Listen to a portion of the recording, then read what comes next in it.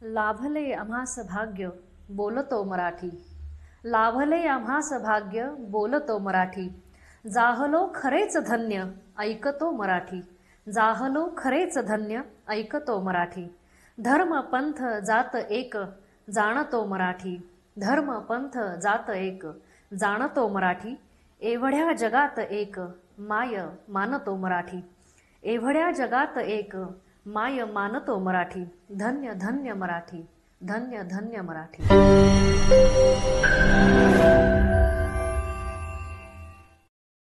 नमस्कार मित्रांनो, कविता जगणारी माणसाच्या आजच्या नवीन भागामध्ये आपल्या सर्वांचं मनपूर्वक हार्दिक स्वागत. आजच्या नवीन भागामध्ये आपल्या भेटीस आम्ही एक लेखिका घेऊन आलेलो आहोत आणि त्या जरी लेखिका असल्या तरी त्या छुप्या कवयित्री आहेत.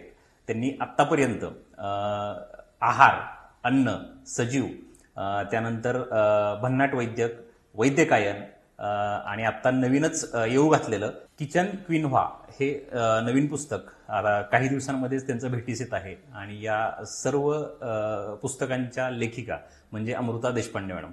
मॅम, मनपूर्वक आपलं स्वागत आजच्या भागामध्ये. धन्यवाद. आपला लेखनाचा प्रवास हा खूप मोठा आहे, कारण पुण्यनगरीमध्ये सुद्धा आपले बरेच लेख आम्ही वाचत असतो. आणि डॉक्टर अच्युत गोडबोलेंसोबत तुमचं जवळपास 8 पुस्तकांचं लिखाण त्यांच्यासोबत झालेलं आहे. तुम्ही सहलेखिका म्हणून त्यांच्यासोबत काम करत आहात आणि तुमच्यामध्ये एक छुपी कवयित्री सुद्धा दडलेली आहे. अनेक पुरस्कार तुम्हाला मिळालेले आहेत. त्यानंतर विशेष म्हणजे कवितांचा जो प्रवाह आहे, म्हणजे अगदी संत ज्ञानेश्वर यांच्यापासून ते अगदी नादो महानोर आणि त्यानंतर आत्ताचे नवकवी, तो आज तुमच्या माध्यमातून आम्हाला जाणून घ्यायचा आहे. आणि योगायोग बघा कसा आहे की आज जे निसर्ग कवी आहेत महाराष्ट्राचे, नादो महानोर यांची पुण्यतिथी आहे आणि त्यांच्या याच्या आजचा जो आपला भाग चित्रित होतोय आणि त्याच दिवशी नेमकी त्यांची पुण्यतिथी येते. तर त्यांच्या स्मृतींना विनम्र अभिवादन आपण करूयात आणि विनम्र अभिवादन करून आजच्या गप्पांना आपण सुरुवात करूयात. हो, थँक्स. आता विषय निघालाच आहे. तर म्हणजे मला तुम्ही आत्ता म्हणल्यानंतर लक्षात आलं, अरे बापरे, 1 वर्ष झालं महानोरांना जाऊन. ते जाण्यापूर्वीच थोडे दिवस आम्ही फोनवर बोललो होतो. तेव्हा ते मला म्हटले होते की तू औरंगाबाद जवळच्या एका गावामध्ये ते राहत होते. ते शेत होतं त्यांचं, तर त्यांनी मला तिथे बोलवलं होतं, ये म्हटले होते. आणि त्यांनी कशासाठी ये तर आपल्या शेताचे बांधे असतात, झाडांचे पार असतात, तर त्या बांधाच्या भिंतींवर, झाडाच्या पारांवर, ह्या सगळ्यांवर त्यांनी कविता लिहून ठेवलेल्या आहेत. इव्हन झाडांवरती पण कविता लिहून ठेवल्यात. म्हणजे असं नाही की आता एखादं झाड फळं दिले, झालं, वटलं, सीझन संपला, काढून टाकला, असं नाहीये. प्रत्येक झाड हे त्यांचं मित्र होतं. तिथला प्रत्येक दगड, बांध, शेतातला प्रत्येक दगड गोटा हा त्यांचा कवी म्हणून एक मित्र होता. आणि जिथे जिथे शक्य तिथे तिथे त्यांनी कविता लिहिल्या होत्या. आपल्या गेरुनी म्हणा किंवा पांढऱ्या चुन्यानी वगैरे. ते फार मजेशीर होतं. ते त्यांनी वर्णन केलेलंच इतकं छान होतं, पण दुर्दैवाने काही मला जाता नाही आलं. ते फार वाईट वाटतं मला. नाही, पण खूप छान आठवण आहे तुमची तशी बघायला गेलं तर. आणि नादो महानोर हे निसर्ग कवी किंवा आपण त्यांना सहज बोललं जायचं की शेती मातीतले कवी. म्हणजे त्यांचं त्या शेतातल्या प्रत्येक गोष्टीवरती नितांत प्रेम होतं आणि ते त्यांनी कवितेच्या माध्यमातून संबंध महाराष्ट्रावरती ते ओवाळून टाकलं असं म्हणायला हरकत नाही. इतकं त्यांनी त्या मातीवरती त्यांच्या प्रेम केलं.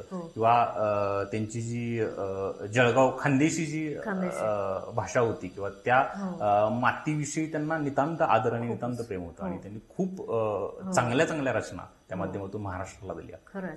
तर आज नेमकं आजचाच दिवस, नेमका चित्रीकरणा दिवशीच त्यांची पुण्यतिथी येते. म्हणजे त्यांचं स्मरण हे रोजच होत असतं, परंतु आज हा विशेष एक दिवस आहे की ज्या दिवशी आपण त्यांना आठवणं आणि त्यांचं स्मरण करणं हे खूप महत्वपूर्ण वाटतं.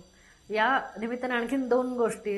एक माझ्या फार आवडीचं गाणं आहे एक, की आषाढाला पाण कळा, सृष्टी लावण्याचा मळा, दुःख भिरकावून येती, शब्द माहेरपणाला, शब्द माहेरपणाला, नवा गांधार जिण्याला, मेघुटांच्या पालखीने डोळे गेले आभाळाला.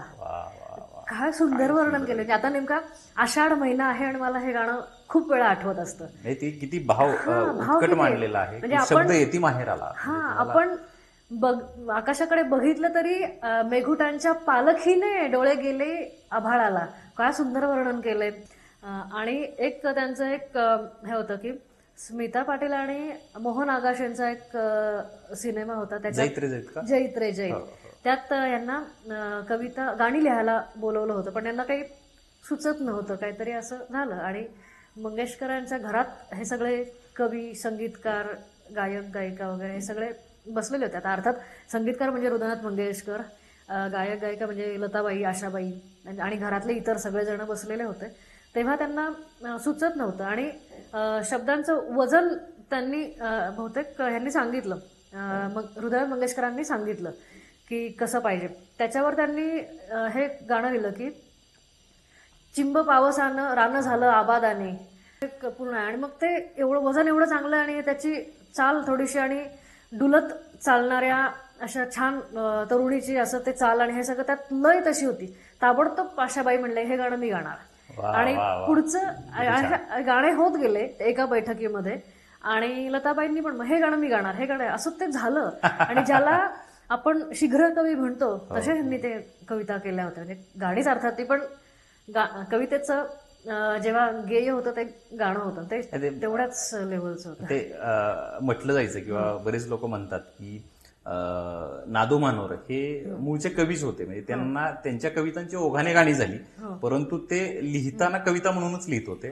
की जसे गदी माडगुळकर हे कवी म्हणून त्यांना तितकंसं हे नाही मिळालं, परंतु गीतकार म्हणून ते खूप म्हणजे त्यांची लिहिलेली कविता सुद्धा गीतच बनायची. ह्या दोघांमधला हा फरक अनेक जण सांगतात आणि तो आपणही पाहतो त्यांच्या प्रत्येक गाण्याच्या माध्यमातून आणि कवितेच्या माध्यमातून सुद्धा. उलट छान झालं की तुमच्या आजच्या गप्पांच्या माध्यमातून नादू महाराजांविषयी सुद्धा आपली बरीच नव्याने ओळख झाली आणि बऱ्याच गोष्टी त्यांच्या समजल्या. तर आता मला जाणून घ्यायला आवडेल की कवितांचा प्रवाह जो संत ज्ञानेश्वरांपासून ते अगदी आता नवकवींपर्यंत कसा बदलत गेला, तुम्हाला काय वाटतं?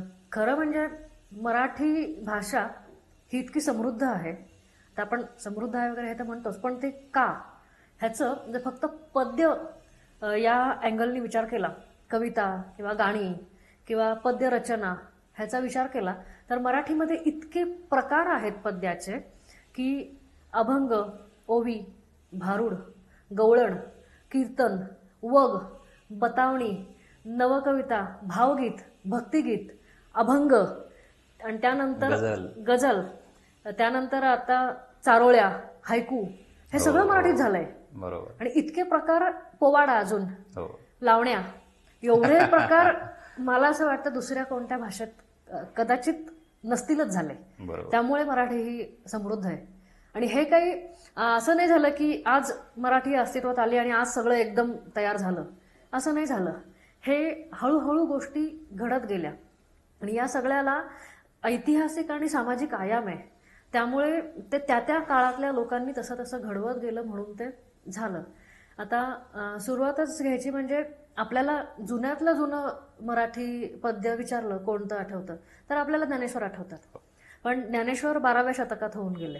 पण त्यापूर्वी मराठी भाषेचा उगम 9व्या-10व्या शतकात झाला असं मानलं जातं. म्हणजे त्यांच्या अगोदर 200-300 वर्ष. तेव्हा संस्कृतातून मराठी आली. मराठीचं मूळ हे इंडो युरोपियन लँग्वेजमधून येतं असं मानलं जातं. तर त्याच्यानंतर आता ही मध्ये आज आपण बोलतो ती मराठी आणि संस्कृत यांच्यामध्ये प्राकृत भाषा होती. जे ज्ञानेश्वरांनी जे लिहिले ते प्राकृतमध्ये आहे. ज्ञानेश्वरांच्या अगोदरच्या काळामध्ये महानुभाव पंथ आला होता. मग त्या पंथामध्ये पण काही कविता किंवा काही पद्यरचना, कविता नाही म्हणू शकत आपण त्याला, पद्यरचना खूप चांगल्या होऊन गेल्या. त्या काळातल्या एक पद्यरचना एकच आता अस्तित्वात आहे, ती म्हणजे श्रवण बेळगोळामध्ये एका दगडावर लिहिलेला शिलालेख की चामुंडराये करवियले, गंगराज सुट्टाले करवियले. म्हणजे हा शिलालेख चामुंडरायांनी केला आहे. आणि चामुंडराय हा कोण होता की गंगराजाचा मुलगा हा चामुंडराय होता. हेच पद्यामध्ये आढळतं. त्याच्यानंतर ह्या पुढच्या 200-300 वर्षामध्ये काही पद्य रचना झाल्या पण असतील. पण आता तेव्हा त्या काळात कागद नव्हता, त्या काळात लिहून ठेवायचं माध्यम नव्हतं, त्यामुळे ते आपल्याकडे काही अस्तित्वात नाही आहे आता. पण मग नंतरच्या काळात ज्ञानेश्वर आले तेव्हा समाजाची रचना हीच होती. मुळात महानुभाव पंथ पण याच कारणासाठी आला की समाजातल्या सगळ्या थरातल्या लोकांना सारखी वागणूक नव्हती. त्यामुळे ज्यांना असं वाटायचं की आपल्यावर अन्याय होतोय ते लोक, त्या लोकांनी हा महानुभाव पंथ निर्माण केला. आणि शिवाय ज्ञानेश्वरांचं पण असंच झालं की त्यांना स्वतःला संस्कृत येत होतं, निवृत्तीनाथांकडून ते शिकले होते. आपली गीता किंवा हे सगळं त्यांना माहिती होतं त्यात काय आहे. आणि त्यावेळेचे वरच्या समाजातले लोक जे सांगतील ज्ञान म्हणून, किंवा हा आपला देव आहे, ह्याची पूजा अशी करायची आहे, किंवा ही रीत आहे, हा सामाजिक नियम आहे, हे जे सांगतील ते सगळ्यांनी ऐकायचं असं होतं. कारण बाकीचे लोक शिक्षित नव्हतेच, अक्षरज्ञान नव्हती आणि संस्कृत पण वाचता येत नव्हतं. त्यामुळे जे ज्ञानेश्वरांनी ठरवलं की आपण आपल्या बोलीभाषेत लिहू, मग त्यांनी प्राकृतात ज्ञानेश्वरी लिहिली.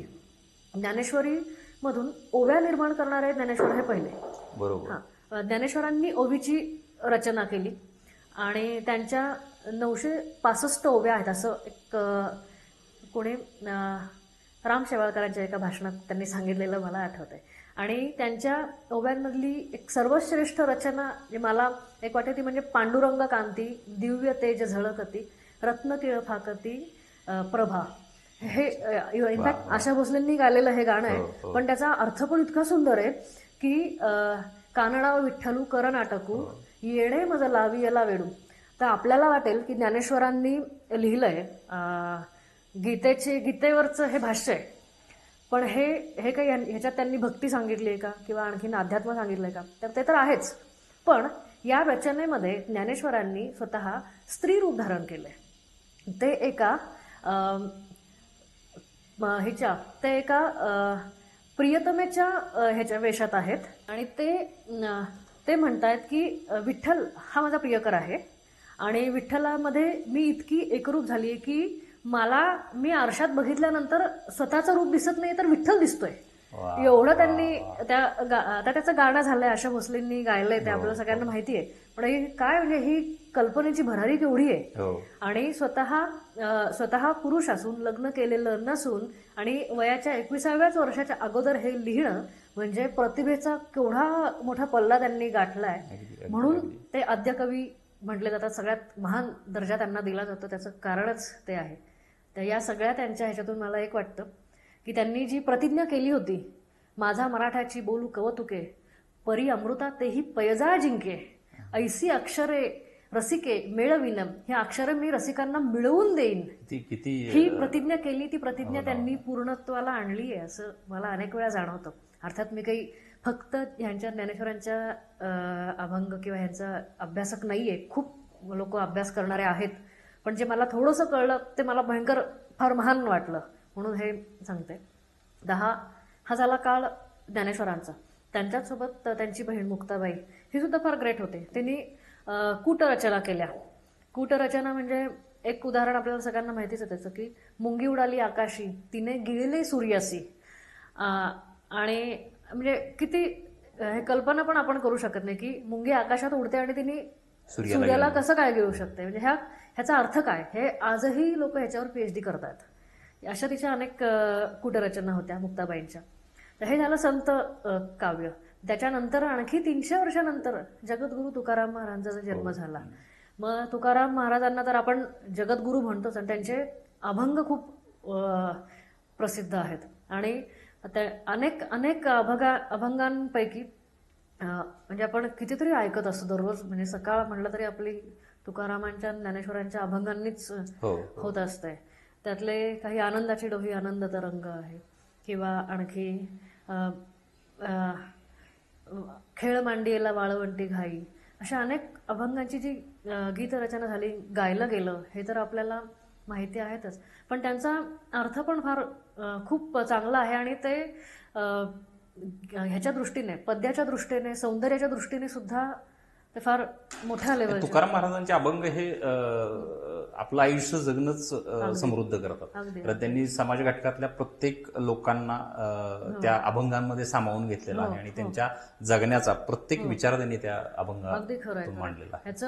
याचं कारण एक असं म्हणजे सांगितलं जातं की ज्ञानेश्वर किंवा या संतांनी लग्न न करून संसाराच्या बाहेर राहून लिहिलं, पण तुकारामांनी आणि एकनाथांनी संसार करून हे सगळं केलं. त्यामुळे हे सगळं हे करूनही ते लिखाण करणं ह्यांना त्याच्यामुळे त्यांना वेगळा आयाम आलाय. आता एकनाथांचाच विषय निघाला तर एकनाथांनी भारुड लिहिलं. हा नवीन प्रकार एकनाथांनी आणला. दार उघड बाई, आता दार उघड बाई आहे. अजून किंवा मला नवरा नको ग बाई, मला दादला नको ग बाई, हे भारुड यांचे आहेत. मजा आहे या सगळ्यामध्ये सुद्धा. आता आपण फक्त बोलतोय म्हणून तरी आपल्याला एवढे एक्साइटमेंट वाटतं दार उघड बाई, दार उघड ऐकल्यावर. ते प्रत्यक्ष जेव्हा शहर आहे तो अंगावर ते गाणं ऐकायला हे प्रत्यक्ष जेव्हा सादरीकरण करतं कोणीतरी, तेव्हा हे एवढं सुंदर वाटतं की ह्याच्यात खूप जीवनरस अगदी ओतप्रोत भरल्यासारखं वाटतं. म्हणजे मला तर म्हणजे हे अगदी हे सगळं जिवंत आहे असं कायम मला वाटत असतं. मी हे भारुड ह्यांच्या तोंडून ऐकलेलं होतं झी मराठीवरती. आपले विठ्ठल उमप त्यांनी काय सुंदर सादर केलेलं होतं. खूपच चांगलं. क्या बात आहे. आणखी आता हे संत काव्य म्हणजे बऱ्यापैकी परंपरा खूप मोठी आहे आपली. बऱ्याच संतांनी हे अभंग, ओव्या, गवळणी हे सगळं लिहिलं. त्याच्यानंतर तंत काव्य आपल्याकडे प्रवाह आला साधारणपणे मध्ययुगामध्ये. जेव्हा पाश्चिमात्य देशांमध्ये मध्ययुग आलं होतं तेव्हा आपल्याकडे 15वे 16वे शतक हे तंत कवींचं होतं. तंतकवी म्हणजे काय की जे हातात एक तारा घेऊन वाजवतात किंवा काहीतरी तंतुवाद्य घेऊन वाजवतात, ते म्हणजे तंतकवी. तंतकवींमध्ये पोवाडे रचणारे शाहीर येतात. त्यानंतर आपण मीराबाई असं तिच्या हातात हे तारा बघतो, असे मीराबाईंसारखे येतात.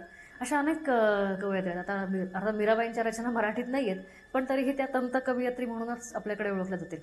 पण यापूर्वी एक गोष्ट सांगायची झाली म्हणजे की ह्याच मध्ययुगाच्या काळात 16व्या शतकात जशी ज्ञानेश्वरांच्या काळात जातीयतावरून बरंच हे होतं, तसंच तुकारामांच्या काळातही थोडंसं होतं. वातावरण अस्थिर होतंच. त्याच वेळेस आपल्याकडे शिवाजी महाराज स्वराज्य स्थापनेची हे करत होते, प्रयत्न करत होते, पराकाष्ठा करत होते. तेव्हा संत रामदासांना शिवाजी महाराजांचं खूप कौतुक वाटायचं. अर्थात स्वतः रामदास हे शक्तीचे उपासक होते.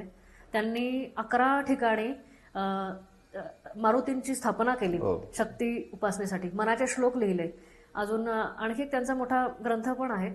आणि त्याचबरोबर त्यांनी शिवाजी महाराजांना पत्र लिहिलं होतं की मला तुझं कौतुक कसं वाटतं आणि कोणत्या कारणांसाठी वाटतं. ते निश्चयाचा महामेरू हे मी 2 ओळी यातल्या वाचून दाखवते. निश्चयाचा महामेरू बहुत जनांसी आधारू, अखंड स्थितीचा निर्धारू श्रीमंत योगी, परोपकाराची राशी, उदंड घडती जयाशी, तयाचे गुण महत्वासी तुळना कैची, यशवंत कीर्तिवंत सामर्थ्यवंत वरदवंत, पुण्यवंत नीतिवंत जाणता राजा, आचारशील विचारशील दानशील धर्मशील, सर्वज्ञपणे सुशील सकळा ठाई, नरपती हयपती गजपती भूपती जळपती, पुरंदर आणि शक्ती पृष्ठभागी, धीर उदार गंभीर शूर क्रियेसी तत्पर, सावधपणे नृपवर तुच्छ केले, तीर्थक्षेत्रे मोडिली ब्राह्मण स्थाने नष्ट झाली, सकळ पृथ्वी आंदोळली धर्म गेला. त्यानंतर आणखी त्यांनी पुढे मोठं लिहिलंय, पण तरीही ओळख तुमची माझी काही ओळख नाहीये तरीही तुम्हाला लिहिलं. त्याच्यानंतर ते क्षमा मागतात. शेवटचे ओळ काय आहे, सर्वज्ञ मंडळी धर्ममूर्ती सांगणे काय तुम्हा प्रती, धर्मसंस्थापनेची कीर्ती सांभाळली पाहिजे, उदंड राजकारण तटले तेणे चित्त विभागले, प्रसंग नसता लिहिले क्षमा केली पाहिजे. क्या बात आहे.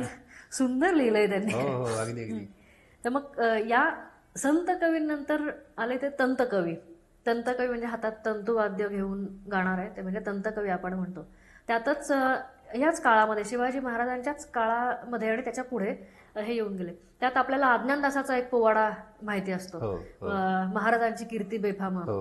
ते प्रतापगडावरती अफजल खानाचा वध केला, त्यामध्ये त्याचं वर्णन जे केलंय ते या पोवाड्यामध्ये आलंय. तंत साहित्यानंतर मराठीमध्ये पंत साहित्याचा उगम झाला. आणि पंत साहित्य म्हणजे पूर्वीची परंपरा, म्हणजे संस्कृत प्रचूर भाषा आणि नवीन कविता ह्यांचा हे संगम साधणारे हे पंत कवी होते. एक आता संत पंत आणि तंत याबद्दल एक सांगितलं जातं की ओवी ज्ञानेशाची, अभंगवाणी तुकयाची, सुश्लोक वामनाचा, आर्या मयूरपंताची. यामध्ये संत आणि पंत हे दोन्ही कवींनी काय केलं हे सांगितलंय की ज्ञानेश्वरांनी ओवी लिहिली, त्यानंतर अभंगवाणी म्हणजे तुकारामांचा त्यावर ठसा आहे. त्यानंतर सुश्लोक वामनाचा म्हणजे वामन पंडितांनी श्लोक, जसं आपण मनाचे श्लोक म्हणतो किंवा इतरही श्लोक म्हणतो, तर श्लोक हा प्रकार वामन पंडितांनी आणला. आणि आर्या ही मयूरपंतांनी आणली. तसेच त्यातलंच एक उदाहरण आपण मला सांगावंसं वाटतं. नक्की. मोरोपंतांच्या आर्याबद्दल हे माहिती असेल सगळ्यांना. सुसंगती सदा घडो, सुजन वाक्य कानी पडो, कलंक मतीचा झडो, विषय सर्वता नावडो, सदंघ्री कमळी दडो, मुरडिता हटाने अडो, वियोग घडता अरडो, मन भवच्चरित्री जडो, न निश्चय कधी ढळो, कुजन विघ्न बाधा टळो, न चित्त भजनी चळो, मती सदुक्त मार्गी वळो, स्वतत्व हृदया कळो, दुरभिमान सारा गळो, पुन्हा न मन हे मळो, दुरित आत्मबोधे जळो, दुरित आत्मबोधे जळो. आता या काळानंतर मराठीला एक नवीन वळण लागलं. संत पंत आणि तंत हे कवी आता थोडे मागे पडले. त्यानंतर नवकविता किंवा तेव्हा तरीही पारतंत्र्यातच होता महाराष्ट्र म्हणा, भारतात म्हणा. मग त्याच्यानंतर क्रांतिकारकांच्या कविता, नंतर शाहिरांचे पोवाडे किंवा शाहिरांचे वर्णनं, गाणी, आवेशपूर्ण कविता, हे सगळं त्याच्यानंतर आलं. एक मला सांगावंसं वाटतं की मराठीतले आद्य कवी ज्यांना म्हणतात केशवसूत, त्यांनी खूप मोठं काम केलंय या सुरुवातीच्या काळात. म्हणजे मराठीच्या नवकवितेच्या सुरुवातीच्या काळामध्ये. एक तुतारी द्या मजा आणून फुंकीन मेजी स्वप्राणाने, भेदुनी टाकीन सगळी गगने, धुंद तिच्या त्या ललकारीने. हे म्हणजे सहावीत होती ही कविता. माझी पाठ झालेली होती. हो, माझी पण पाठ झाली ती, जेव्हा स्पॉन्टेनियसली आता आठवली म्हणून. आणि त्यांनी आम्ही कोण, नवा शिपाई, आत्ताच आपण म्हणलो ते तुतारी, सतारीचे बोल, झपूरझा, हरपले श्रेय, मूर्तिभंजन आणि गोफण, ह्या त्यांच्या काही गाजलेल्या उल्लेखनीय कविता आहेत. त्यात त्यांनी एक कविता केली होती, ती फार सगळ्यांना ती आवडीची पण आहे की आम्ही कोण म्हणून काय पुससी, आम्ही असू लाडके, देवाचे दिधले असे जगतये, आम्हा खेळवाया, विश्वी या प्रतिभावले, विचारतो चोहीकडे लिलया, दिक्कालातून आर पार आमची दृष्टी पाहाया सके. शेवटची ओळ पूर्ण तर सांगत नाही, पण शेवटची ओळ फार सुंदर आहे. आम्हाला वगळा गतप्रभ झणी होतील तारांगणे, आम्हाला वगळा विकेल कवडी मोलावरी हे जे. हे काय सुंदर लिहिलंय की आम्ही नाहीये तर बाकी काही रसिकताच नाहीये मग सगळ्या आयुष्यामध्ये किंवा सगळ्या पृथ्वीवरती कुठंही, सगळं वृक्ष होऊन जाईल असं आहे. आणि तुम्हाला आठवतंय यावरती आत्र्यांनी विडंबन पण केलं होतं. अच्छा. हा, याच कवितेवरती. आणि आताचा काळ आला तो 19वे शतक, या सुरुवातीलाच राम गणेश गडकरी, बालकवी वगैरे हे सगळे कवी आले. तर मला असं वाटतं की गडकऱ्यांनी 3च नाटकं लिहिली. ती म्हणजे प्रेमसन्यास, पुण्यप्रभाव, भावबंधन, आणि हे 3 नाटकं होते. आणि चौथं म्हणजे सगळ्यात गाजलेलं एकच प्याला मधली गीतं आपल्याला माहिती आहेत, ती अनेक लोकांनी गायलेली आहेत. पण त्याहीपेक्षा आपल्याला एक माहीत नसतं, ते म्हणजे महाराष्ट्र गीत आपण ज्याला म्हणतो, ते गीत यांनी लिहिलंय गोविंदाग्रज हे नाव घेऊन. तर ते महाराष्ट्र गीत म्हणजे मंगल देशा, पवित्र देशा, दगडांच्याही देशा, प्रणाम घ्यावा माझा हा श्री महाराष्ट्र देशा. हे गीत आपण लहानपणी शाळेत ऐकलेलं असतं. ते आता ह्यांनी लिहिलंय. आणि त्यांनीच आणखी ही नाटकं पण लिहिली आहेत. त्यांना गडकऱ्यांना भाषाप्रभू म्हटलं जायचं. तर हे आपल्याला जेव्हा लक्षात येतं तेव्हा मजा येते की एक माणूस काय काय करतो आणि भाषेवर किती प्रभाव असतो. आणि आता एवढं सगळं प्रभाव झाल्यानंतर आपल्याला वाटेल की सगळे पुरुष कवी होऊन गेले, पण मराठीमध्ये महिला कवयित्री पण खूप झाल्या होत्या. अगदी मुक्ताबाईंपासून ही परंपरा सुरू होते, त्यांच्याही आधी कवयित्री होत्याच. पण आताच्या काळामध्ये आपल्या खूप ओळखल्या जाणाऱ्या कवयित्री म्हणजे बहिणाबाई किंवा आणखीन शांता शेळके आहेत, पद्मा गोळे आहेत, इंदिरा संत आहेत. पण बहिणाबाईंचं एक विचारांची पद्धत म्हणजे की त्या शिकलेल्या नव्हत्या. आपल्या सगळ्यांना माहिती, त्यांच्या मुलांनी त्यांच्या कविता लिहून घेतल्या. त्या शेतात काम करायच्या, त्यांना सुचायचं आणि मुलगा लिहून घ्यायचा. जात्यावरच्या ओव्या सगळ्या तसंच त्यांनी म्हणजे आपण त्यांच्या मुलाला धन्यवाद म्हणायला पाहिजे की त्यांनी लिहून ठेवलं म्हणून आज आपल्याला काहीतरी मिळतंय. तर मग आणि ह्यांचा वैज्ञानिक दृष्टिकोन फार चांगला होता. एक कविता मी आणली आहे थोडीशी उतरवून, ती म्हणजे नको नको रे ज्योतिषा माझ्या दारी नको येऊ, माझे दैव मला कळे माझा हात नको पाहू.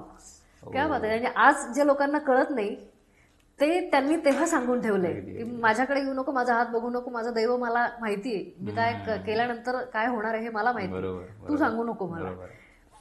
आणि शेवटी एवढं अशिक्षित होत्या तरीही त्या म्हणायच्या की सरस्वती ही माझी आई आहे आणि तिनंच मला हे सगळं शिकवलंय.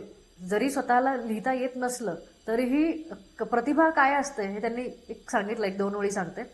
माझी माय सरस होती मला शिकविते बोली, माझी माय सरस होती मला शिकविते बोली, लेक बहिणाच्या मनी किती गुपित पेरली, लेक बहिणाच्या मनी किती गुपित पेरली.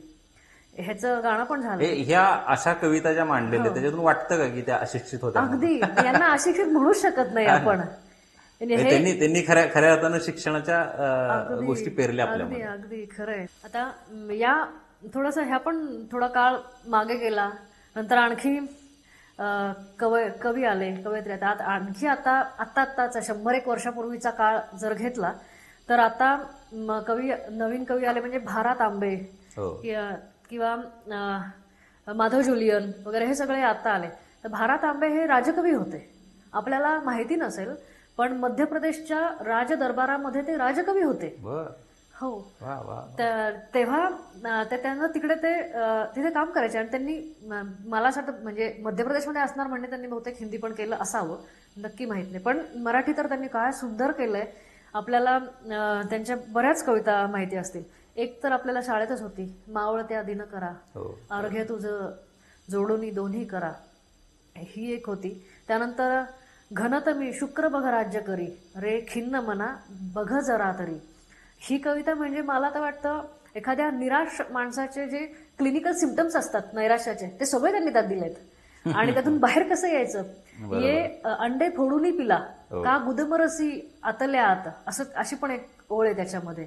म्हणजे त्यांना हे जाणवते की आता अंडे फोडून आपल्याला बायोलॉजिकली माहिती आहे की असं काय बरोबर नाही, असं अंड फोडून जर वेळेच्या अगोदर झालं तर ते काय जिवंत राहत नाही पिल्लू.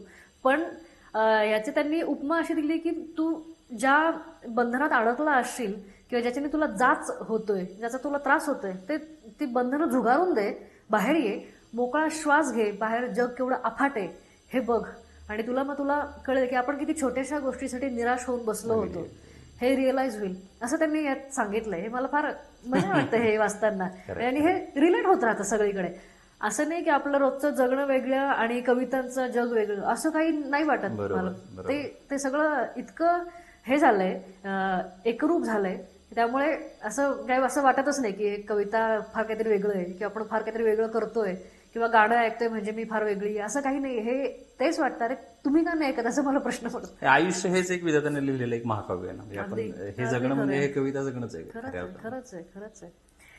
आणि त्यांनी आणखी त्यांची कविता फार सांगावीशी वाटते मला की मधु मागसी माझ्या सख्या परी मधु घटची रिकामे पडती घरी, आजवरी कमळाच्या द्रोणी मधु पाजीला तुला भरवणी, ढळला रे दिन ढळला सखया संध्या छाया भिवभिती हृदया, आता मधुचे नाव कासया लागले नेत्र हे पहिलं तरी. ह्या 2 स्टोरीज मला आठवत आहेत की एक मित्र दुसऱ्या मित्राला काहीतरी मागतोय की माझ्याकडे हे नाहीये, ते नाहीये, मला काहीतरी त्रास आहे, दुःख आहे. तर मग तो दुसरा मित्र म्हणतो अरे तू मला कशाला मागतोय, तुझ्या घरीच एवढं सगळं अमृत भरून ठेवलेलं आहे तू आणि दुसरीकडे तू शोधतोय असं कशासाठी. म्हणून मधु मागसी माझ्या सख्या परी मधु घटेची रिकामे पडती घरी, तुझ्याच घरात सगळं आहे आणि तू मागतोयस. हा त्याचा एक अर्थ एक मला ऐकी वाटला. दुसरा एक अर्थ म्हणजे एक वृद्ध पत्नी आहे, ती आपल्या पतीला म्हणतीये की आता तू माझ्याकडून वेगवेगळ्या ऐहिक सुखांची मागणी करतोय, पण आता तर आपलं दिवस संपत आलेत, नेत्र पहिलं तरी लागलेत, मग आता कुठून पुन्हा तो जगण्याचा नवीन अंकुर मी घेऊन येऊ. आता माझ्या अंगातही ताकद नाही उरली. आता नेहमीचं नित्यकर्म सुद्धा करवत नाही. साधी देवपूजा म्हणलं तरी सगळं देऊन टाकलं मी. जे मुलं असतील, सुना असतील, नातू सगळ्यांना देऊन टाकलं. एक छोटीशी कोराटी उरली आहे, म्हणजे ते नारळाची वाटी असते तेवढीच उरली आहे घरात. भांडी पण नाही, काही नाही, सगळं देऊन टाकले मी. आता माझे नेत्र पहिलं तरी लागलेत आणि तरीही तू मात्र ऐक जीवनाचं हे सुख आपल्याला पाहिजे, आनंद पाहिजे, हे धरून बसलायस. हे दोन टोकाच्या परिस्थिती. आणि ही बायको सांगते नवऱ्याला, आणि नवरा काहीतरी म्हणतो की चल आपण आणखीन हे एन्जॉय करू, ते एन्जॉय करू, असं काहीतरी एक दोन अर्थ त्यातून निघतात. असे अनेक कवितांचे 2-2, 3-3 असे अनेक अर्थ निघू शकतात आणि हे वाचता यायला पाहिजे. हे एक महान होऊन गेले कवी. त्यानंतरचा म्हणजे त्यात समानच काळ म्हणता येईल असा. आपण बालकवीचा विषय निघाल्याशिवाय आपण पुढे जाऊ शकत नाही. हे अगदी अल्पजीवी ठरलेले कवी होते. आणि मला सांगायला अतिशय म्हणजे अभिमान वाटतो की नगरमध्ये जिथे बालकवी राहत होते, एक वाडा होता, तो आपटेंचा वाडा होता मला असं वाटतं.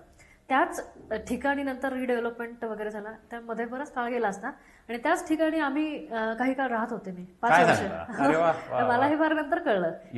हा, बालकवी राहत होते हे फार नंतर. आणि तेव्हाच 9वी 10वीत असताना राहायचे. आणि तेव्हाच बालकवींची पारवा नावाची कविता होती. आणि मला माहिती नाही, त्या अर्थात कुणाला माहिती असेल तर सांगावं की पारवा ही कविता त्यांनी कुठे असताना लिहिली, कोणत्या गावामध्ये वगैरे. तर पारव्याचं जे वर्णन आहे ते तंतोतंत नगरचं जे वातावरण आहे, तर खिन्न एकांत गीत गातो, एका झाडावरती तो पारवा बसलाय, बाहेर ऊन आहे, त्या पूर्ण अख्ख्या मैदानामध्ये एकुलतं एक झाड आहे. तो पारवा कसा बसा आपलं अंग लपवायचा प्रयत्न करतोय, बाहेर उन्हाच्या झळ्या आहेत तरीही तू काहीतरी गायचा प्रयत्न करतोय का, तू काही निराश झालायस का, तुला काही कविता सुचतीये का, तू असं आतल्यात कुडतोयस का, हे सगळं वर्णन त्या उन्हाच्या झळा, रखरखीत माती, न टळणारी दुपार, हे सगळं जे वर्णन आहे ना, ते मला अगदी आमच्या नगरच्या शाळेमध्ये जसं वातावरण असायचं दुपारचं, भर दुपारी जसं आपल्याला बोर होतं, काही सरत नाही दुपार, शाळा संपत नाही, किंवा एकच झाड असतं आपल्या ग्राउंडमध्ये, तेव्हा आपण खिडकीतून एकच झाड बघत असतो आणि मग हे संपत नाही, हा वेळ कधी संपेल, कधी घरी जाता येईल, असं जे फिलिंग यायचं ना, ते फिलिंग हे पारवा कवितेत मला अगदी जाणवतं. त्याच्यामुळे मला ते नगरमधलं ते घर, ते बालकवी राहत असायचं, ही एक रोमांचकारी आठवण. त्यांची पारवा कविता, नगरमधलं ते वातावरण, हे एवढं रिलेट होतं ते असं. त्याच्यामुळे ही कविता जरी अशी नीरस सरसातली असली तरी मला फार जवळची वाटते माझ्या. त्याच वाड्यामध्ये लिहिलेली असेल काय माहिती, कुणी सांगावं. पण त्याही पेक्षा त्यांचे छान छान कविता पण आहेत की हिरवे हिरवे गार गालीचे, हरित तृणांच्या मखमालीचे, त्या सुंदर मखमालीवरती फुलराणी ती खेळत होती, हे आपलं हे माहिती आहे. आणि आनंदी आनंद गडे, ही तर खूपच सगळ्यांना माहितीतलं. आता त्याचं गाणं पण किती सुंदर आहे, काय सुंदर भाव आहे त्याच्यात, ते सगळं आहे. आणि आपण ज्यांना मराठी भाषा दिन, ज्यांच्या वाढदिवसाच्या दिवशी आपण साजरा करतो, ते म्हणजे कुसुमाग्रज, ज्ञानपीठ पुरस्कार विजेते. त्यानंतर मग मला वाटतं नंतरच्या काळात ज्ञानपीठ वगैरे सुरू झालं असावं. मग कुसुमाग्रजांना ज्ञानपीठ मिळालं. त्यांचे अनेक गरजा, जय जयकार, इव्हन क्रांती वगैरे, हे किंवा कोलंबसाचं गर्वगीत, हे सगळे गाणे फार क्रांतिकारी आहेत आणि नवीन लाट आणणार आहेत या कवितांच्या प्रवाहामध्ये. आणि त्याच्यामुळे हे फार ग्रेट होते. आणि त्यांनी गोष्ट अशी झाली की जे छान छान इतरांनी म्हटलं, की जे आतापर्यंत श्लोक म्हटले, की जे भक्तिवर्णन आहे किंवा कसं वागावं कसं नाही वागावं, हे करण्यापेक्षा तुम्ही बंड करून उठा. तुम्ही स्वातंत्र्य आपल्याला मिळत नाहीये तर त्याच्या विरुद्ध लढा द्यायला उठा. तुम्ही काहीतरी करा, तुम्ही एकत्र या, तुम्ही एकजूट व्हा, तुम्ही ज्ञान मिळवायचा प्रयत्न करा, तुम्ही प्रयत्न करा, तुम्ही तुमच्या आशा आकांक्षा मोठ्या असू द्या. हे सगळं सांगायचा प्रयत्न केला तो म्हणजे कुसुमाग्रजांनी. नाशिकचे होते आपले कुसुमाग्रज. तर मग हे, आणि तरीही त्या नाशिकमध्ये आता आपल्याला जसं पूर परिस्थिती होती मागच्या आठवड्यापूर्वी, तशीच तिथं पण अर्थात असणार. मग ती एक कविता मला आठवते, 9वीत असताना होती आपल्याला ती कविता. ओळखलत का सर मला, पावसात आला कोणी, कपडे होते करदमलेले, केसावरती पाणी, क्षणभर बसला नंतर हसला, बोलला वरती पाहून, गंगामाई पाहुणी आली गेली घरट्यात राहून. ह्या कविता म्हणजे असं उजाळा देणं ह्यांना किंवा यांच्या आठवणी जागवणं, हे सुद्धा एक मजा असते म्हणजे माझ्यासाठी. कधी कधी मी हे जुनी पुस्तकं किंवा हे असं नुसते ऐकत राहते किंवा वाचत राहते. कणा ही कविता महाराष्ट्राचाच कणा आहे कारण अर्थातच खरंय. आणि आता म्हणजे पूर्व परिस्थिती आता ही नेहमीच झालेली आहे. त्यामुळे ही आपली एक कविता सगळ्यांना आता कदाचित परत एकदा रिसाईट होईल. आणि यानंतर एक आणखी छान कवी म्हणजे आठवण ज्यांची काढावी आवर्जून ते म्हणजे मर्ढेकर, बासी मर्ढेकर आहे. नवकवींपैकीच हे एक होते. रवी किरण मंडळात हे कवी होते. मला असं वाटतं रवी किरण मंडळ पुण्यामध्ये एक स्थापन झालं होतं आणि जे काही माधव जुलियन आणि हे मर्ढेकर वगैरे हे सगळे कवी त्यामध्ये यायचे, बसायचे आणि ते अक्षरशः चर्चा करायचे की आतापर्यंत ज्या कविता झाल्या त्यापेक्षा आपण वेगळं काहीतरी करायला पाहिजे, वेगळे विषय घ्यायला पाहिजे, वेगळी शैली पाहिजे, वेगळी लय, वेगळा ताल, वेगळ्या ह्या सगळ्या गोष्टींमध्ये हे करायला पाहिजे. कारण बासी मर्ढेकरांचा विषय निघाला म्हणून, कारण बासी मर्ढेकर हे विज्ञाननिष्ठ कवी असं जास्त संबोधलं जायचं त्यांना. तर त्यांनी भविष्याचा वेध घेऊन पुढच्या एक 30-40 वर्षांमध्ये काही गोष्टी घडू शकतात, काही तंत्रज्ञान विकसित होऊ शकतं, हे त्यांचं त्या कवितेच्या माध्यमातून सांगितलेलं आहे. हो.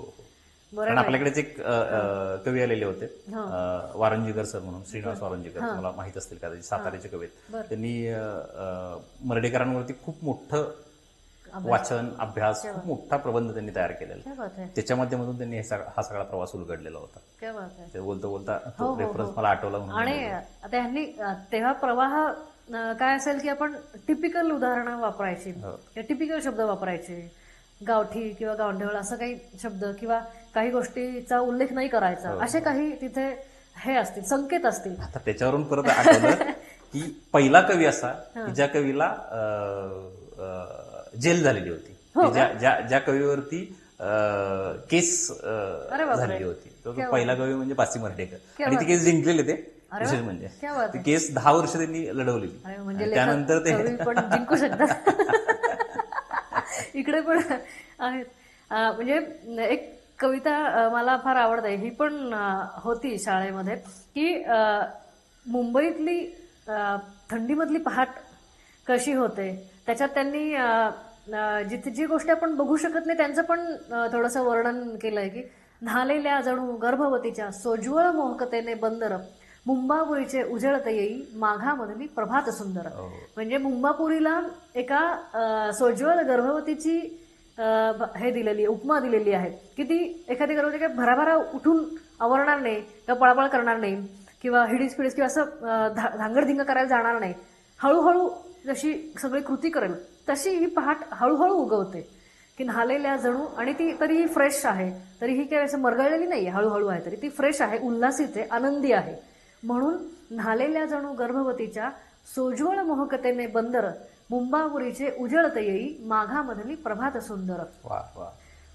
हे सचेतनांचा हुरूप शीतल, अचेतनांचा वास कोवळा, हवेत जाती मिसळून दोन्ही, पितात सारे गोड हिवाळा. मुंबईमध्ये हिवाळा एवढाच एक चांगला ऋतू असतो, बाकीच्या वेळेस त्यांचे काय हाल असतात आपल्याला, ऋतू हा उन्हाळाच असतो, बाकी प्रत्येक हालच असतात त्यांचे.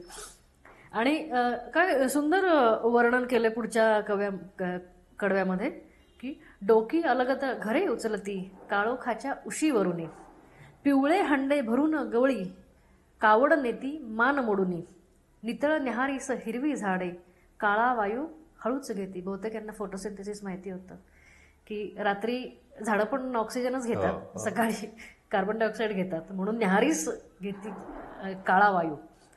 संथ बिलंदर लाटावरुनी, सागर पक्षी सूर्य वेचती. आणि आता एक पुढच्या ह्याच्यात कडव्यामध्ये असं लिहिलंय की गंजदार पांढऱ्या आणि काळ्या, मिरवित रंगा अन नारंगी, धक्क्यावरच्या अजून बोटी, साखर झोपे मध्ये फिरंगी. म्हणजे फॉरेनर्स लोक प्रवासाला किंवा व्यापाराला वगैरे आले असतील तेव्हा ते बोटीमध्ये असतील तर ते अजूनही झोपलेले आहेत की कुठे धुराचा जळका परिमळ, धुराच्या वासाला यांनी परिमळ शब्द वापरलाय. विचार करा, कुठे धुराचा जळका परिमळ, गरम चहाचा पत्ती गंध, कुठे डांबरी रस्त्यावरचा भुऱ्या शांततेचा निशिगंध. शांततेला निशिगंधाची उपमा दिली आहे. म्हणजे हे किती या भावना अशा बोलून दाखवता येत नाही, या आपल्या पण जाणवायच्या असतात. फील करायचं असतं म्हणतो ना आपण त्या पद्धतीनं, म्हणजे त्या किती मोहक गोष्टी त्यांनी मांडल्या. काय सुंदर लिहिलंय आणि हे आपण आपलं जाणवायचं असतं असं. तर असं अनेक म्हणजे खरं म्हणजे अनेक कवींबद्दल कवितांबद्दल बोलता येईल. याच काळामध्ये स्वातंत्र्यवीर सावरकर, त्यानंतर माडगुळकर, त्यानंतर पाडगावकर, बापट, हे सगळे कवी होऊन गेले. आणि पाडगावकर, बापट आणि तिसरे एक कवी कोणी, ह्या तिघ जण मिळून काव्य वाचनाचा प्रयोग करायचे आणि त्यांनी ते फार फेमस केलं होतं तेव्हा. म्हणजे पाडगावकरांसारखी कविता आजपर्यंत कोणी वाचत नाही असं होतं. आता हल्ली आपण सगळेजण खूप छान छान वाचतात, पण पाडगावकरांनी हे कविता वाचन हे खूपच प्रसिद्ध केलं असं म्हणायला हरकत नाही. इव्हन बाभा बोरकर या काळात निसर्ग कवी, माझ्या गोव्याच्या भूमीत, ते पण होतं. आणि त्यांचं एक लक्ष्मीस्तवन पण फार सुंदर आहे. एक बोरकरांची कविता सांगण्यापेक्षा त्यांची एक छोटीशी गोष्ट मला आठवते. त्यांच्या ओरिजिनल एक व्हिडिओज आहेत काही की जे बऱ्यापैकी अप्रकाशित आहेत. तेव्हा त्यांनी सांगितलं होतं की त्यांची आत्या होती, तर आत्यांनी त्यांचं नाव ठेवलं होतं बाकीट. बाकीट बाकीट नाव ठेवलं होतं. त्यामुळे बारीक असं चढ होती अंगाची. आता गोव्याच्या भाषेमध्ये बारीक ह्याला शब्दाला बाकीट असं म्हणून बाकीट असं त्यांना घरातलं नाव हेच होतं त्यांचं. मग त्यांना असं वाटायचं की आपण काव्य करू शकतो. मग त्या काळात त्यांना जे काय एक्सपोज झालं होतं ते म्हणजे फक्त थोडेसे अभंग किंवा असंच काहीतरी होतं. मग त्यांनी लिहिला, एक नवीन अभंग लिहिला आणि दाखवला आत्याला, हे बघ आम्ही लिहिलाय अभंग. आत्याने त्यांना मारलं धरून, तू काहीच्या काही बोलू नकोस, संतांनी लिहिलेलं असतं हे, आणि तू मी लिहिलंय असं म्हणू नको. नंतर ते म्हणाले नाही हे मी खरंच मी लिहिलंय, खाली बघ म्हणे बाकी बाब असं म्हणे बाकी असं लिहिलंय. मग तेव्हा त्याच्यानंतर बहुतेक त्यांना बाकी बाब असं टोपण नाव पडलं. ते सुरुवात त्याची ती बाकीट नावावरून झाली होती. आणि गोष्ट अशी आहे की बोरकर स्वतः आपण लिहिलेल्या कविता स्वतः म्हणायची त्यांना फार हौस होती. त्यांच्या काही कविता म्हणजे माझ्याकडे व्हिडिओज आहेत त्यांनी स्वतः म्हणलेल्या, माझ्या गोव्याच्या भूमीत. अजून एक समुद्रावरती पण सृष्टीला 5वा महिना वगैरे अशी एक खूप सुंदर एक कविता आहे. ती पण कविता त्यांनी एक व्हिडिओ केलेला त्यांचा आहे. आणि आणखी त्यांची एक लक्ष्मीस्तवन म्हणून पण एक रचना आहे. आणि गोष्ट म्हणजे त्या लक्ष्मीस्तवनाला पु ल देशपांडेंनी चाल दिली. आणि ते त्यांनी गायलं पण आहे, फार सुंदर येतं. एक भूपरागामध्ये ती चाल आहे. असे म्हणजे आपल्याकडे म्हणजे इतके व्हर्सटाईल कवी हे सगळं होऊन गेले. तर पडद्यामागच्या गोष्टी आज बाहेर पडतात. खूप म्हणजे मजा होती यांच्यामध्ये. आणि इंदिरा संत म्हणा, शांता शेळके म्हणा. आता शांता शेळकेंची एक गाणं झालं आता. तर शांता शेळके आणि कुसुमाग्रज हे यांचं फार घनिष्ठ मैत्र होतं. शांता शेळके राहायचे आपल्या खेडला, म्हणजे आपल्या आत्ताचं राजगुरुनगर, ते नाशिक रोडलाच होतं. तिथून नाशिक जवळ जाण्यासारखं होतं. त्या बऱ्याच वेळा तिकडे जायच्या आणि त्यांच्यावर बऱ्यापैकी कुसुमाग्रजांनी थोडेसे संस्कार केले होते लिखाणाचे. आणि जे त्यांनी एक वर्णन केलं एका गाण्यामध्ये, तर ते मला इतकं एका ठिकाणी मी वाचलं. त्यांची बहुतेक धूळपाटी नावाचं पुस्तक आहे शांताबाईंचं. तर त्यामध्ये त्यांनी लिहिलं होतं की एका त्यांच्या गावाच्या थोडंसं बाहेर शाळा होती. शाळेत जाताना रस्ता लागायचा एका बाजूला.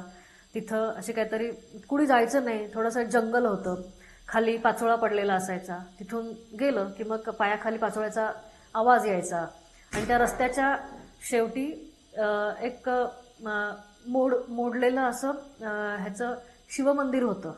असं त्यांना रोजच दिसायचं ते. नंतर कधीतरी ते काव्य आलं की जाईन विचारित रान फुला, भेटेने तेथे ग सजण मला.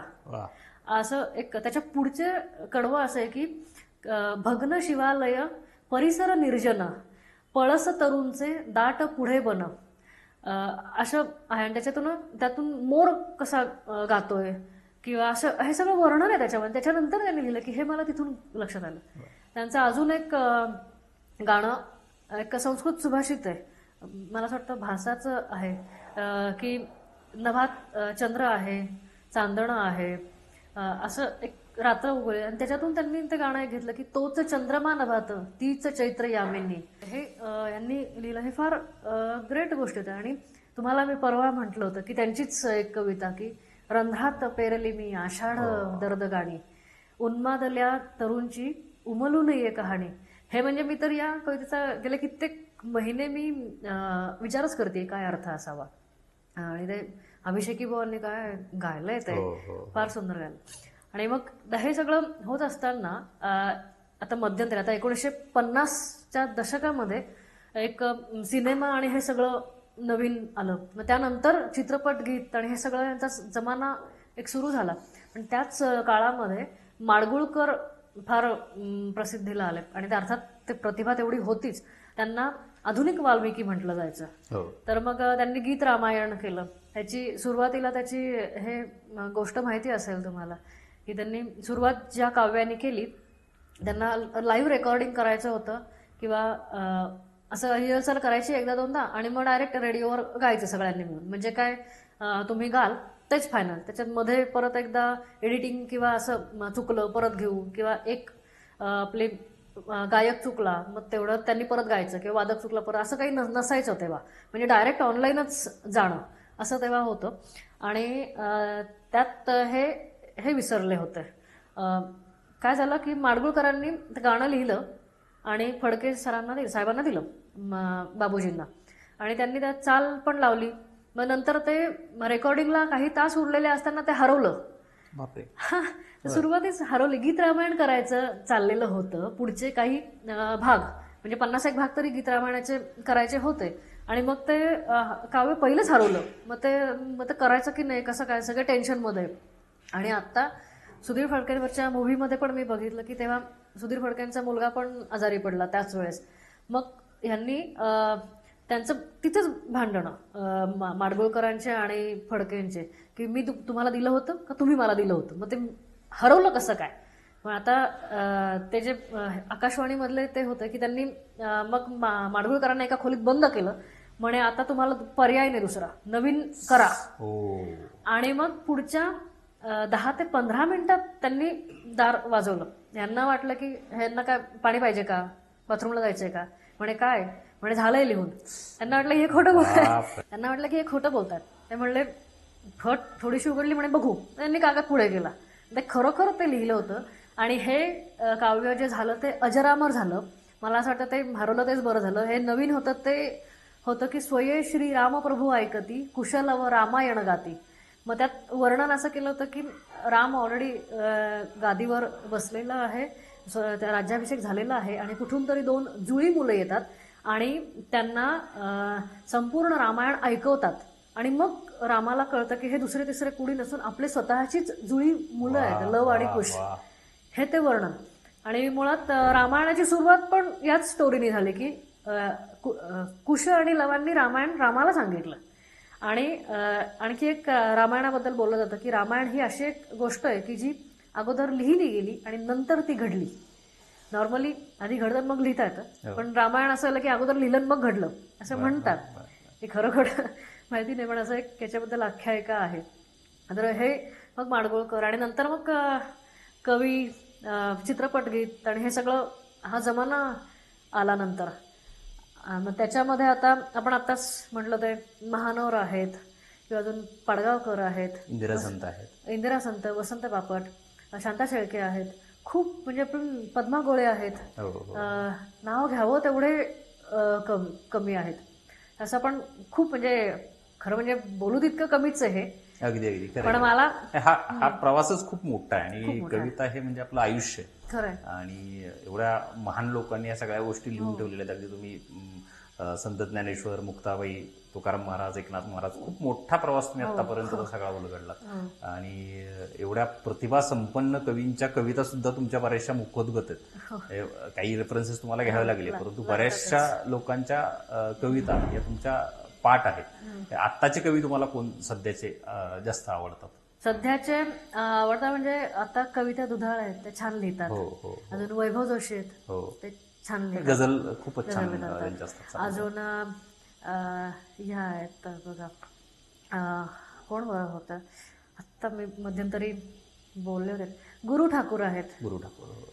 ते छान लिहितात. संदीप खरे छान लिहितात. हो. अच्छा, म्हणजे सगळ्यांचंच आवडतं, आवडत नाही असं काही नाही, पण सगळे प्रतिभावंतच आहेत. अगदी आपण असं कुणालाच डावं उजवं म्हणू शकत नाही. बरोबर. फार छान काहीतरी एखादी भावना ते सांगून देतात आणि त्यांना असं वाटतं की ताबडतोब म्हणावं की अरे बाबा किती छान लिहिले, ताबडतोब जाऊन भेटावं असं वाटतं. अगदी. पण आपल्याला बरेच बंधनं असतात, वेळ नसतो, त्यांना वेळ नसतो. शिवाय आपण कोणाकडे गेलो तर ते आपल्याशी बोलतील का, हो. हा पण एक प्रश्न असतो. पण हे फार चांगलं आहेत हे सुद्धा लोक, फार आणि खरं म्हणजे ह्यांच्याबद्दल पण खूप बोलण्यासारखं आहे. आपण ते करू. आठवण आहे, ग्रेस आत्ता वारले काही वर्षांपूर्वी. मला इतकं वाईट वाटतं, ज्या ठिकाणी ग्रेस ऍडमिट होते मंगेशकर रुग्णालयात, त्यांच्याच त्याच फ्लोअरवरती माझी आजी पण ऍडमिट होती. तेव्हा माझ्या वडिलांनी एक गोष्ट सांगितली की त्यांच्या दाराच्या बाहेर लिहिलं होतं की I am free but not available. म्हणजे किती, म्हणजे बरोबर आहे, त्यांची पण प्रायव्हसी आहे, सगळं आहे. पण तेव्हा एक दोघं जण त्यांच्याकडे गेले होते ग्रेसांकडे. तर मग तेव्हा त्यांनी विचारलं की तुम्ही काय सांगू इच्छिता, तर ते काय सांगितलं त्यांनी ते तर मी सांगतेच. पण मुळात ग्रेस हे गूढ कवी म्हणून ओळखले जातात. पण मला कधी कधी असं वाटतं की त्यांच्या कविता काही समजतात आणि त्या इतक्या उत्कट आहेत, त्यात भावना एवढ्या ओतप्रोत भरलेल्या आहेत की आपल्याला कधी कधी त्या भावनांना शब्दच नाही आहेत. त्यामुळे ग्रेसांनी शहर हे नाव आपल्या संपूर्ण शरीराला कधीतरी उपमा दिली आहे. काय सांगतो, शहर ही उपमा शरीराला दिली आहे. किंवा आपल्या मनामध्ये जर काही आशा आकांक्षा असतील, एस्पेशली आशाच की ज्या आपल्या हातात नसतात गोष्टी, त्याला तुझ्या डोळ्यातला राघू असं म्हटलेलं आहे. अशा उपमा खूप सुंदर दिल्यात त्यांनी. त्याच्यामुळे मला ते फार आवडतं. आणि त्यांची भय इथले संपत नाही किंवा हे फार गाजलेल्या कविता, किंवा ती आई होती म्हणून हे पण गाणं आहे. त्यानंतर त्यांचं आणि उर्मिला नावाची कविता पण एक फार सुंदर आहे. तर ती पण मला फार आवडते. म्हणजे पण मला असं वाटत नाही की ग्रेस अगदीच अनाकलनीय वाटत नाहीत मला. त्यांच्याबद्दल पण खरं म्हणजे बोलण्यासारखं खूप काही आहे, ते एक सांगतो. आणि ते स्वतःच म्हणतात की मी महाकवी दुःखाचा, स्वतःला महाकवी दुःखाचा म्हणता येते. आणि त्यांच्या संध्याकाळच्या कविता खूप प्रसिद्ध झालेला काव्यसंग्रह आहे. आणि शेवटी त्यांनी ते जे 2 मुलं त्यांना भेटायला आले होते दवाखान्यात, तेव्हा त्यांना सांगितलं की तुमची शेवटची इच्छा काय.